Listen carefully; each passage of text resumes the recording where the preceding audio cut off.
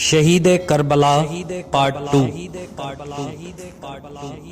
یہ دونوں حضرات یہی گفتگو کر رہے تھے کہ ولید کا وہی آدمی دوبارہ بلانے کے لیے حاضر ہوا۔ حضرت امام حسین علیہ السلام نے فرمایا، خواہ اور کوئی نہ آئے، میں ابھی آتا ہوں۔ پیغام لانے والا واپس جا کر امام علیہ السلام کا پیغام مروان کو دیا۔ مروان نے ولید سے کہا، حسین نے تمہیں فریب دیا ہے، وہ ہرگز نہیں آئیں گے۔ ولید نے کہا، ایسا نہ کہو، حسین مکرو فریب کرنے والے نہیں ہیں اور نہ ہی وعدہ خلافی کرنے والے ہیں۔ اس کے بعد امام علیہ السلام اپنے دولت سرا میں تشریف لے گئے اور اپنے اہل خانوادہ کے نوجوانوں سے فرمایا، ولید نے اس وقت مجھے اپنے گھر بلایا ہے جو خطرے سے خالی نہیں، لہذا تم اپنے ہتھیار لگا لو اور میرے ہمراہ چلو۔ میں اندر چلا جاؤں گا اور تم دروازے پر بیٹھ جانا۔ جب میری آواز بلند ہو یا میں بلاؤں تو اندر چلے آنا۔ چنانچہ آپ ایک جماعت جن کی تعداد کچھ روایات میں 19، کچھ روایات میں 30 اور کچھ روایات میں 50 تھی، زیادہ تر مشہور روایات 30 افراد کی ہیں، ان افراد کو ہمراہ لے کر ولید کے ہاں تشریف لے گئے۔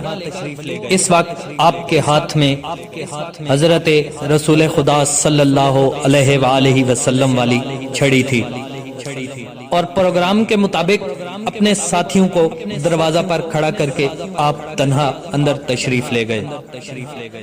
جب آپ اطمینان سے بیٹھ چکے تو ولید نے آپ کو موت معاویہ کی اطلاع دی اور بیعت یزید کا مطالبہ کیا۔ امام عالی مقام نے کلمہ استرجاع ان للہ و انا الیہ راجعون زبان پر جاری فرمایا اور بیعت کے متعلق یہ مجمل جواب دیا۔ بیعت پوشیدہ طریقہ پر نہیں ہوتی اور نہ ہی تو اس پر راضی ہوگا، ہاں جب تو کل اور لوگوں کو بلائے تو ہمیں بھی بلانا۔ چونکہ ولید سلجھو قسم کا آدمی تھا، وہ امام کا یہ نرم جواب سن کر خوش ہو گیا اور کہا، بہت اچھا، بنام خدا واپس تشریف لے جائیں اور تمام لوگوں کے ساتھ آئیں۔ ابھی امام علیہ السلام اٹھنے بھی نہ پائے تھے کہ مروان نے ولید سے کہا، اگر اس وقت حسین بچ کر نکل گئے تو پھر جب تک طرفین کا بہت سا خون خرابہ نہ ہوا اس وقت تک قابو میں نہ آئیں گے۔ اس لیے مصلحت یہی ہے کہ ان کو یہیں روکے رکھو اور ہرگز یہاں سے نہ نکلنے پائیں، مگر یہ کہ بیعت کر لیں یا پھر ان کی گردن اڑا دو۔ مروان کا یہ کلام نافرجام سن کر امام علیہ السلام غضبناک ہو کر اٹھے اور فرمایا، او زرکا کے بیٹے، کیا تم مجھے قتل کرو گے یا ولید؟ باخدا تم نے جھوٹ بولا اور گنہگار ہوئے۔ اس کے بعد آپ نے ولید کو خطاب کر کے کہا، اے حاکم وقت، ہم اہل بیت النبوہ اور رسالت کی کان ہیں، ہمارے گھر ملائکہ کی آمد رفت ہوتی ہے۔ خدا نے ہم سے خلقت کی ابتدا کی اور ہم پر ہی اختتام کرے گا۔ یزید فاسق و فاجر، شارب خمر اور ظالم و قاتل اور متجاہر بالفسق ہے۔ مجھ جیسا پاک باز انسان ایسے ننگے انسانیت شخصیت کی ہرگز بیعت نہیں کر سکتا۔ البتہ جب صبح ہوگی تو ہم تمہیں دیکھیں گے کہ کون زیادہ حقدار خلافت و بیعت ہے۔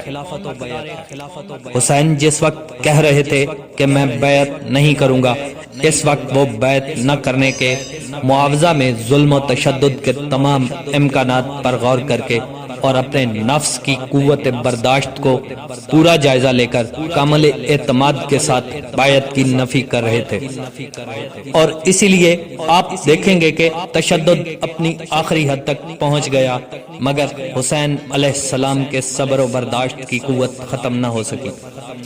وہ اپنی بات پر آخر تک قائم رہے، اسی عزم و استقلال کے ساتھ جس کو انہوں نے پہلے دن طے کیا تھا۔